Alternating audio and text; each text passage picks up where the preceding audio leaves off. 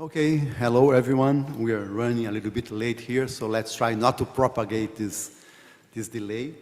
Well, it's really an honor for me to chair this session number 3 on climate resilient development and just energy transition in African countries. We mentioned this before, or we listened to this before today, that we have a new scientific working group at the IMC on national scenarios. And this was done for obvious reasons, because we know that, let's say, most actions when it comes to climate mitigation, they need to start at the national level. So it's really important to have a better representation of national themes and national scenarios in the IMC community. Also, the Paris Agreement is very much based on a kind of bottom-up approach. So again, just showing the importance of having a better representation of national models and national themes in this community. But if you really want to be inclusive, we have to try to have all regions and, if possible, all countries involved in this process. And because of that, for the first time in the IMC meeting, we decided to have a plenary session entirely dedicated to Africa. Let's say Africa, unfortunately, has been underrepresented in our models, in our scenarios, and we're trying to strengthen our community by having more people, more colleagues from Africa joining us in this effort. And so we have the pleasure of having here today 3 presenters. One is going to be remote, and the 2 others are here.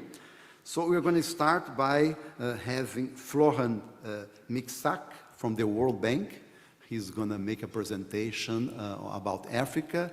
Then we're going to follow that by Anthony Daknekshur from PBL. He's going to join us remotely. And finally, the final remarks or the final presentation is going to be made by our colleague Yuba Sokona, which historically has been contributed a lot with IPCC, and he's a big name in our community. It's really an honor to have Yuba here.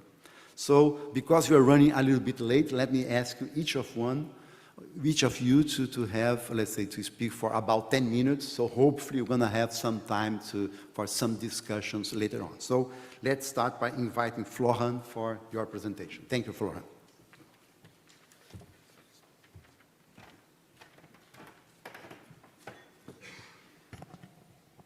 Thank you very much. I think the clicker is just right here. So first, I'd like to thank the organizers for inviting me, and actually thank you for being here today. It's my first time at this conference, and I'm quite impressed with the attendance. The quality of the presentation that I could see with on some screens around me, and I actually look forward for all the conversation we're going to have in the next 3 days.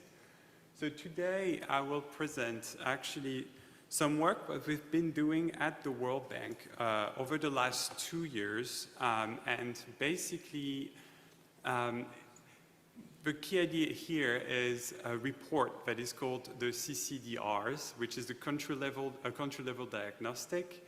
So the CCDR means Country Climate and Development Report. So basically the idea is to focus on the interplay between climate and development. So not the idea that these are 2 separate topics, but they are intertwined in many, many ways.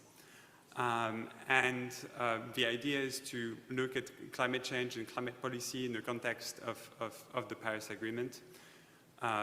One of the core outputs of this report is to prioritize action in the short term that government could take on in order to act on climate. So my presentation today will be based on the first batch of the CCDR, that is about 24 countries that was covered in the fiscal year 22.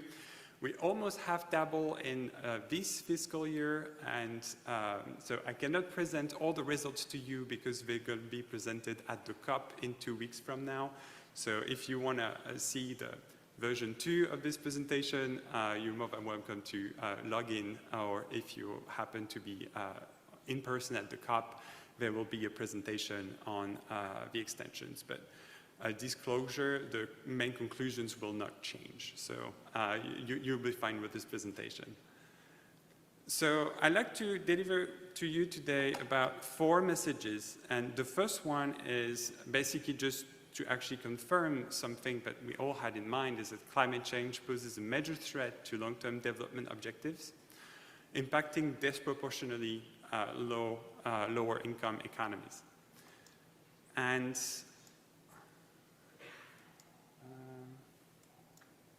yeah, it seems that I've put a lot of features in my slides. So the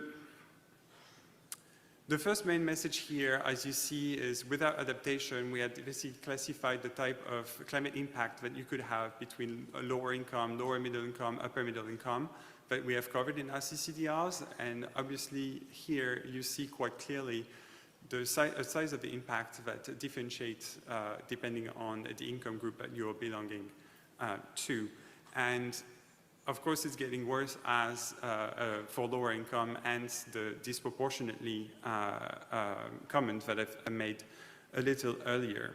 Something to caveat here, because we in an imperfect modeling world, is that the CCDR cannot cover all the climate impacts, of course, but actually here we start to see a clear sense of what's happening.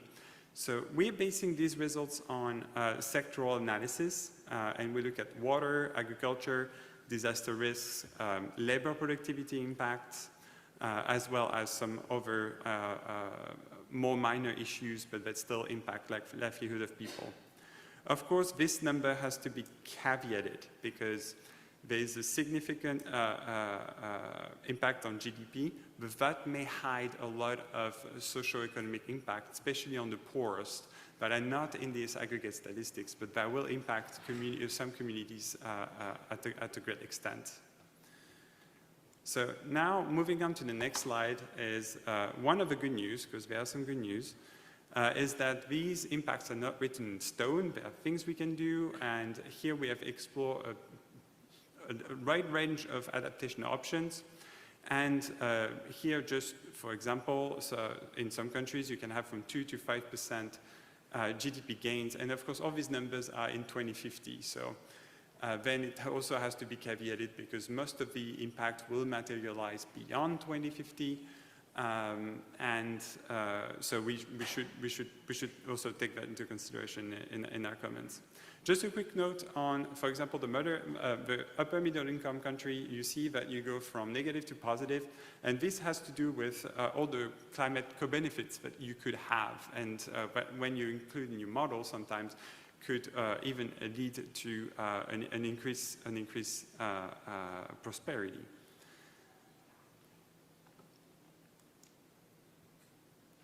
So yes, as I was saying, GDP will mask much stronger impacts on well-being with higher vulnerability of poor people. The impact on poverty is expected to be large. Just to give you a number, for example, for the G5 Sahel, we've estimated that climate risk alone could push an additional 13.5 million people into poverty. And now, moving on to the second message I wanted to provide to you today, is climate objective can be achieved without compromising development, which is one of the main messages of the report. If there's one takeaway today, that could be this one, but only if key conditions are met. Here, the numbers. So basically, what we find is minus 0.1 to 3% of additional GDP that could be the impact on economic growth in 2030. And it shows that basically emissions reduction can be reconciled with economic growth and development. And actually, climate action does not lead to any significant growth in 2030 in any of the countries of analysis for last year's batch. So one of the key things here that's driving the results is increased investment, and I will get there a little in a couple of minutes, so I do not go over time. However, the impact of consumption could be large. So if you define your welfare metric with the consumption data, consumption projection that you have, there is something there that you'd like to investigate further. And so the impact on consumption can be large, which shows the importance of accessible, affordable external financing and to protect the poorest from any negative distributional effects.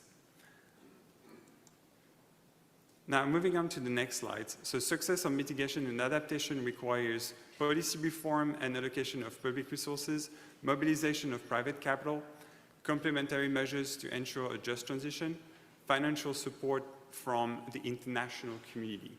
So if these conditions are met, and these are difficult conditions, it imposes a lot of discussions, reforms, and changes in systems in order to have these positive outcome, at least that we found in our modeling. For the sake of time, I would just move on. So now, what about the investment needs? So basically, here in the graph, you have basically a collection of upper middle income countries, and the additional investment for both mitigation and adaptation that we have looked at in the reports would be of around 1 to 2% of GDP. However, as you go in lower income household groups, these numbers are skyrocketing to 8 to 10%. And the main reason is adaptation investment that is actually driving these differences across income groups.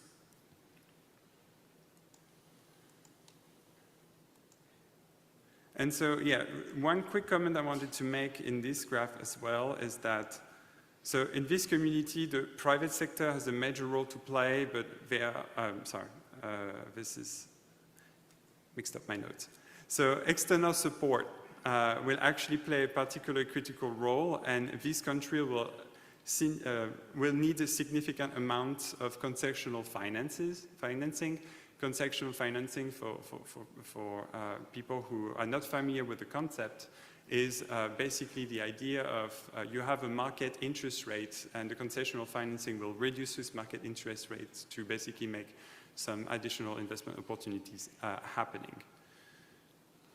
And this lowering interest rate is basically kind of what is somewhat representative to the grant that could be provided to country to support the transition, to make it more affordable, which in the context of today of high interest rate is something that is of primary importance. So now, final message, and then I will leave the floor. So, because we're in a modeling framework here, and actually I'm a modeler myself, I didn't really introduce myself, but I'm a macroeconomist. So just in a nutshell, the way that we proceed with this type of modeling, and of course I will focus here the little modeling slide in what we've done for climate impacts. Basically what we've done is we've breaking down the complexity in the sequence of models that we have tried to link as best as we can. Starting from the climate variables, using some biophysical models in order to look at the impacts, things that you're extremely familiar with. Then we get some geospatial integrations into it as well, that then we feed into the macro model. And the macro outcome will also feed some poverty outputs. And also we try to use as much as we can the information from the disaggregated geospatial and biophysical modeling in order to also have a greater inference of the type of poverty outputs that we could get. So basically we've sequenced the modeling in order to pin down the type of impact channels that we are looking at and try to think through some of the adaptation mechanisms that would help increasing resilience of the different economies. Now the final slide is there are still some modeling uncertainties that are hard to reduce and that I'd like to bring attention to this community. And because some of my colleagues would say in your model there's always as much problem as you want it to have. So these are my main problems, but my list is much longer. So basically here you have the results of the G5 Sahel, and you see that they're just based on 6 impact channels. Like, we can greatly perhaps improve these impact channels. They are covering a wide range of risks. So I'll let you look at the slide for it. But I wanted to mention also that one of the key sources of uncertainty that maybe is not modeling uncertainty has to do with macroeconomic data. What I'm saying that is because, so here, especially for African countries, the capacity to collect high-quality data is not as high as for other countries. So we need to account for that in the way that we are designing the model, but also that the data has sometimes a lot of volatility, which makes it very hard to pin down some robust parameters. So this is something to keep in mind. Of course, going to 2050 is no forecasts here. We are just doing projections with best available science. And one of the key way that we're using these models is basically reach some sort of global consistency, at least in the type of narrative and the kind of the mechanisms that are into play in order to understand better the results and the type of actions. One of the key channels that we found that has the most impact in terms of GDP is the labor heat stress, because of the productivity impact that it could have in some countries. These heat stress are extremely nonlinear in the way that you link basically the wet bulb globe temperature to the productivity, and there is actually some uncertainty in this type of nonlinearity that makes some uncertainties that are hard to reduce. We also need to refine some adaptation channels, and just to give you one example, for the labor heat stress, we only use two channels, basically using more air conditioning and shifting labor at night, for example, in order for adaptation measures. And of course, there are many, many other things that we can think of, that we can develop. Here, I just put urban heat stress. Like, you can basically build your urban design in order to avoid heat islands. And it's something that we haven't yet explored in that type of model that could be of interest in many economies in the way you design development. And I will leave it to that. Thank you very much.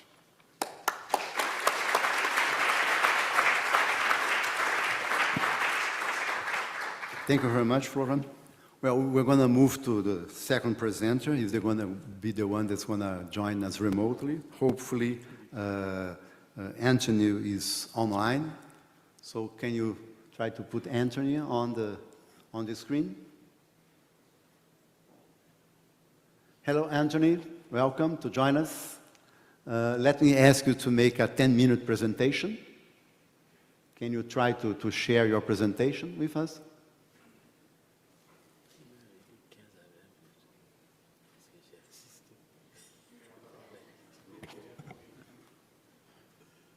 Can you try to help him?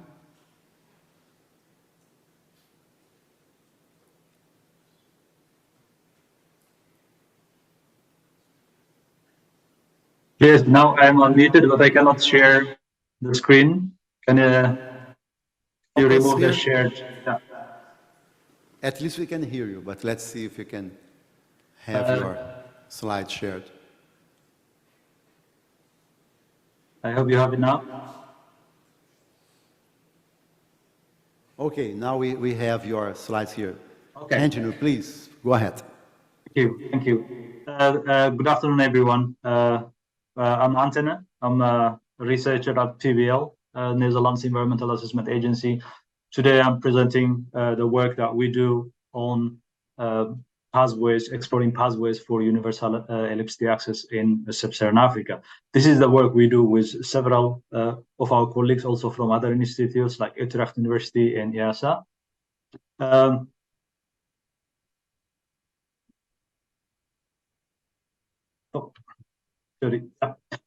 So in our work, we explore energy access challenges in sub-Saharan Africa, modeling universal access to clean and modern energy under various scenarios. And what we see now is over 600 million people in the region do not have access to electricity. And if the baseline trend continues, we will still have over half a billion people without access to electricity in 2030. So closing this gap requires not just adequate investments, but also understanding of the requirements, technologies, the risks and opportunities, and preferably backed by robust data, scenarios, and model projections to inform policymaking. So that's what we do. We try to inform decision-making by presenting these cost-optimal technology pathways for various ambition levels. And this choice of technologies also depend on the local ambition level and the local context.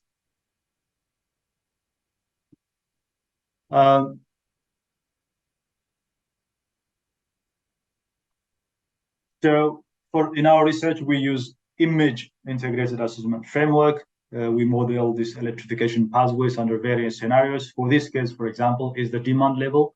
So we have the baseline demand level that follows historical developments based on income and urbanization. And then we have decent living standards, productive uses of electricity, and then combining this demand with climate change mitigation scenarios. So the decision for electrification technology choice is made at grid cell level, so at about 5.5 degree by half degree at the equator. But that decision also depends on several characteristics of that grid cell. For example, the distance of the settlement from an existing central grid, cost of technologies, central grid. We have 6 mini-grid technologies and 2 standalone systems. And then the consumption density, so the household electricity consumption annually, and the population density of the settlement. Going quickly to the results, this is our electricity access rate projection. The blue one is the baseline projection. You see that the Republic of South Africa gets closer to 90% by 2030, but the rest of sub-Saharan Africa, the best we could do is about 60%. So, which means living over half a billion people without access to electricity by 2030. For the universal access scenario, we just do a linear projection from what it is now to achieving the target by 2030. So what are the optimal electrification technologies? This one is, for example, based on the baseline consumption level, which varies from about 40 kilowatt hour per household per year, somewhere in rural Eastern Africa, to over 5,000 kilowatt hours in urban South Africa. So here we see all the central mini-grid and standalone systems play a considerable role in providing access to electricity. In Western and Eastern Africa, that is dominated by off-grid systems, while in Southern Africa, the central grid will be the dominant system to provide access to electricity. But how about if we combine it with climate change mitigation policies, and then we see that there is a shift within the system, so from fossil fuel-based mini-grid and standalone systems to renewable energy-based mini-grid and standalone systems. But is that enough? 40 kilowatt hour per household, is that enough? Shouldn't we be aiming for some level of decent standard of access? And that will take about, I think on average in Sub-Saharan Africa, about 2,000 kilowatt hours per household per year. And then that results in an additional shift within the system, but also between systems. We see a shift from standalone systems, the yellow ones, to mini-grid systems to green, and then from mini-grid systems to standalone to central grid. So the biggest impact is that there will be a large increase in installed capacity, which will significantly increase the required investments for electrification in the region. But on the other hand, is that enough? Can we just provide access? Because so far we were looking at electricity access for induced services within the households, for quick heating, cooling, and cooking kind of services. But we see from studies that this basic level of electricity access is not enough. We need to provide access to people that's enough to generate additional income, diversify income, and also improve the livelihoods. Especially in Sub-Saharan Africa, where there is large levels of unemployment, and most of the economic activity is dominated by informal sector. We see in some parts of sub-Saharan Africa, for example, about 80% of the labor force is self-employed, while on the other hand, we see that most of the crop produce, for example, for instance, in sub-Saharan Africa, is exported without much processing. So the question is, does establishing some kind of agricultural value chains by providing access to productive use of service, does it increase the local value chain? But how do we determine this level of access? How much is required to provide that productive use of service access? So we looked at these different productive uses for agro-processing, for manufacturing, or for the service sector. And we modeled them in two classes, so agro-related household enterprises and non-agro-related household enterprises, to determine the uptake of these enterprises, but also then leading to the electricity consumption. This was the result. So we see that per grid cell, there is a significant increase in electricity demand for crop processing and for non-agro-related household enterprise activities. When we aggregate it per region, we see that it is a significant amount of increase on the level of household electricity demand that we have been using for other scenarios, especially if you look Eastern Africa and the rest of Southern Africa. It's almost the doubling of what we used to project, what we projected in other universal access scenarios. So this will have an impact on energy planning, the role of decentralized systems, the investment requirements, and the regional emissions. Most of this increase does happen in cities and towns, because that is one of the prerequisites for starting a successful household enterprise, but that should change. So what we see here is that as a result of this increase in demand, there is a significant shift from decentralized systems to centralized systems. But this also means there is an increased generation capacity of the central grid. There is a requirement for new transmission and distribution networks, but also there is, which means that there is the need for long-term strategies in integrating, for example, decentralized systems that we provide now into the central system when this demand increases significantly. So I'll go to my conclusion slide.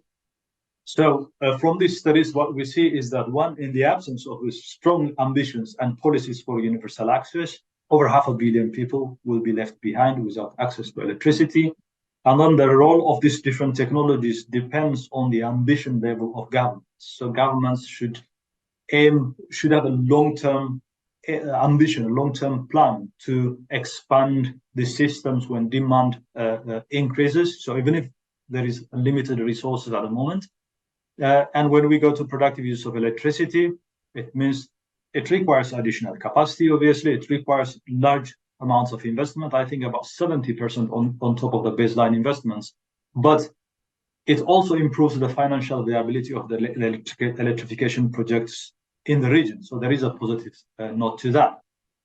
But what we didn't explore is access to electricity does not necessarily lead to increase in economic activities. It is a necessary but not sufficient condition. So there are other factors, for example, access to appliances, access to market, access to finance, and several other governance issues. So that should be modeled, that should be explored further.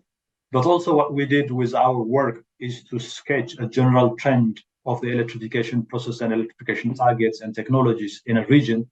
But to be relevant to national context, to support policy making, there needs to be specialized tools that would explore development priorities within the context of local constraints. That was from me. Thank you very much.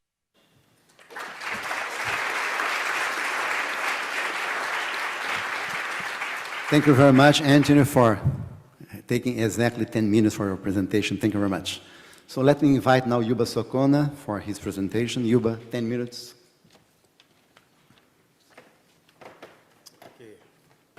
Thank you, Roberto. Good morning, and it's a real pleasure and an honor to have been invited here and to have the opportunity to speak. I'm also pleased to see some faces, familiar faces, and some new faces. Roberto has been very generous when he asked me. I asked him, "How many time do I have?" He said, "Okay, 20 minutes, 15 minutes." Now he compressed. I will compress. I know that the lunch is soon. And I try to highlight some of the realities of the continent and some of the initiative in the making, maybe that may inform your community, your consortium. And I'm pleased also to see, they said that there were very non-African in this consortium in the annual meeting, and I've seen some of the very new faces. This is a good sign. Let me start. Okay, I'll try to highlight the two issues, important elements. One is a report we just produced that has been forwarded by the chair of the Committee of Head of the State and African Head of the State and Government on Climate Change, the President Roberto from Kenya, and an initiative we are in the making, and that is a virtual institute of an African Institute of Sustainable Energy and System Analysis, and that has been inspired by my connection to EASA. In Africa, climate, energy, and development are close intertwined, because there is no way we can separate the three. Let's have a look at the context. This is very important, because context matters. Africa faces a complex and complicated set of intertwined challenges which demand radical changes. Because the problem is that those radical changes are needed in the continent. And among them, this is famine, energy poverty, regional conflict, patriarchal oppression, economic insecurity, and darkness. And climate is escalating all of them, as we know, and there's no way you can get rid of those if you are not addressing fundamentally the energy issue. And those are critical. It's very important to understand that. And Africa's structural crises are rooted in its history. And this is very important to understand. The colonialism, this is important to understand. The post-colonialism perpetuating the system in which the continent is in. And then they continue to depend on exporting primary products. And then as we can see it, those are very important to understand. The whole system is locking those three critical elements. And Africa faces three main structural deficiencies, which create a vicious cycle of indebtedness, which is important. Those are some of the fundamental elements of the continent. Lack of food sovereignty, lack of energy sovereignty, and low value-added content of exports relative to imports. As you can see it, if you compare at the same year, import of export, Africa is importing for 627 billion, while exporting 457 billion. You can see, and you can see also the different sectors. Those are fundamental deficiencies the continent is facing, and then that locking the continent in not controlling, most of the countries not controlling their issues and their problems. And the incrementalism will not solve this problem, and then need be for a radical renewal of the African vision, because most of the issues, most of the perspectives are from project to project. The World Bank project, the Italian project, the French project, the German project, just the incrementalism. And then that will not solve, and then the fundamental problem the continent is facing. And that's very important, because there is a need of renaissance and indigenous idea and leadership, a people-centered development, and assertive international role, how the international role can play in that. Because the narrative of the continent is not set by the continent. It's very important to understand those different issues. Sorry. And there is a need for a foundation of the better African future. This is more resilient food, energy, and industrial system. And then this is possible, it's doable, and then those are some of the fundamental focus we need to focus on. And then to have a spotlight on the energy, and then the total installed capacity of Sub-Saharan Africa is 100 gigawatts in 2021. I think that Fusha indicated in China, within a very short period, they just have that. This is the continent, the reality of the continent. And it has the lowest per capita electricity consumption, and the currently about 600 million lack of electricity, and 970 clean cooking. The problem is that by 2030, those will increase. They will not decrease due to reality. An absence of both long-term energy planning driven by research and evidence from local institutions is lacking, and Africa energy policy targets lack of rigor, evidence-based credibility, and reliance. Those are very fundamental elements on the energy sector. And then at the global, if you said that globally there is a need to be convergence of energy use level toward a zone of genuine development, we can call it sustainable development, and then to achieve sustainable prosperity for all. And key principles for the energy system needed in Africa, those are very important, critical. The African ownership and agency in energy initiative and plan. And then wider development objective and planning, policy priorities, and then to focus on what are the key priorities for the continent. I can see many are talking in the continent actually on green hydrogen, on natural gas. Those are not for the energy deficit of the continent, is to export. How a country can produce green hydrogen at the same time facing a deep supply, a lack of supply of electricity. And this is not conceivable. Those are very important. And then energy as a common good is very important, and participation, equity, and sufficiency in terms of energy use. A just transition must also ensure the right choices of energy, renewable energy system. We have to look at the critical mineral related to that, and then how those can be produced.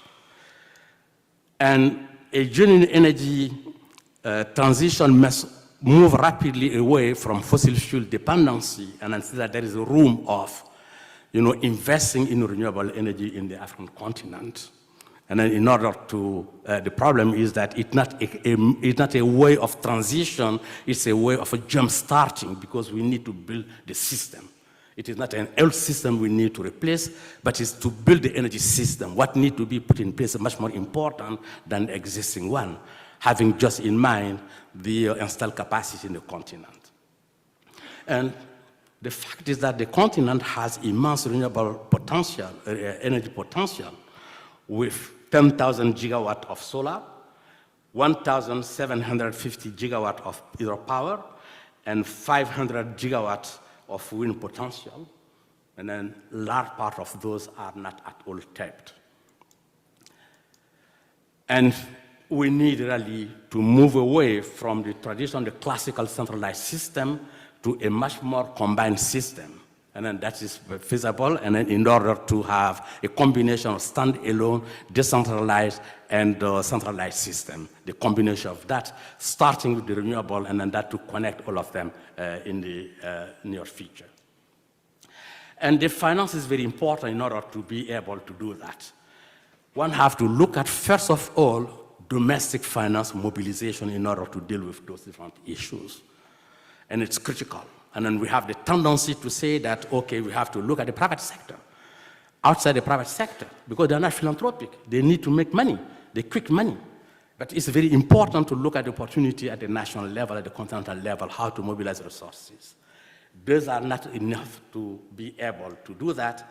There is a need also to look at the external and domestic and the combination of the two. And just it's important for a deep reset of the very meaning of the development in the continent, and then to put the development at the center, not the climate at the center.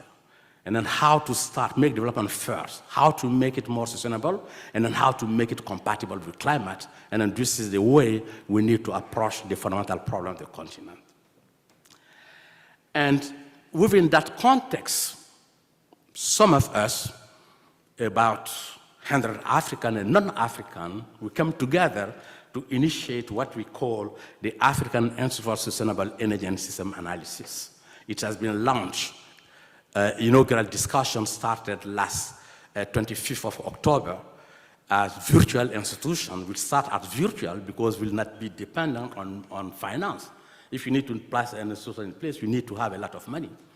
And then we can benefit from the fact that, the experience of IPCC, we can produce a report, we can produce a paper. The report I just showed you, we did it virtually with no physical meeting, and then that is possible. And then the mission is to become the premier institution to enable evidence-based leadership on energy system decision-making and then to drive sustainable development in Africa with the objective of design context-specific national energy systems. Because Africa is seen by non-African as a small village. Why the situation, the context matters, and then each country is a specific element, and then we need to contextualize, and then make Africa the center of African energy and sustainable development scholarship and debate. That need to be, the agenda need to be set by the African, and then to the narrative also, and then to establish African-owned institutions across African countries. And as you can see it, there is a number of institutions, and then in the north, there is some non-African who are interested in African issue can join the network.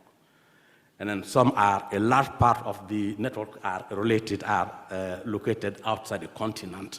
But this is many African, and then we will have a physical meeting next year, maybe probably in May, in South Africa, and then to look at the details of the institute. And then we have, within the institute, I will just end off that, we have defined 5 different clusters. As you have your working group, we have 5 different clusters. The first cluster is clean energy pathway for development. The second, optimal implementation approach. The third, governance and enabling environment. The fourth, access to affordable finance. And the cross-cutting is building institution and skill in Africa. And then we will be working from the micro to the macro. That means from the communal level, national level, Pan-African level. And on some of the discussion we had during the call, that is some of the terms that's a stronger focus on system use and a bigger focus on inclusivity, equity, justice, and then that came up from the discussion we had on the 26th. And now, just a few issues for your consortium to reflect on. Lack of data, reliable information, disparate perspectives and views, / sound data information coupled with significant scientific and technical consensus. Predominance of informal sector, that is imperfect, and then economic indicators, that is a perfect, how to make the balance. Complex socio-economic systems, and then relative homogeneity, specificity and frequency, abrupt change and trends, because overnight the situation can change in African country. It's driven much more by the social issues than the economic and different other aspects. Short-term focus and long-term objective, because the people are dealing with today issues, not tomorrow, not the day after tomorrow. That's very important. And avoidance of emissions. This is critical, fundamental. It is not about mitigation of the emissions because the system is not yet in place. One critical element that not emerge at all is to how to get the phase out the use of charcoal and firewood for cooking and then moving to electricity, and then that not at all feature in the energy transition globally that is discussed. And then those are some of the elements I just want to highlight, and sorry to be long, and then to be between you and the lunch. Thank you.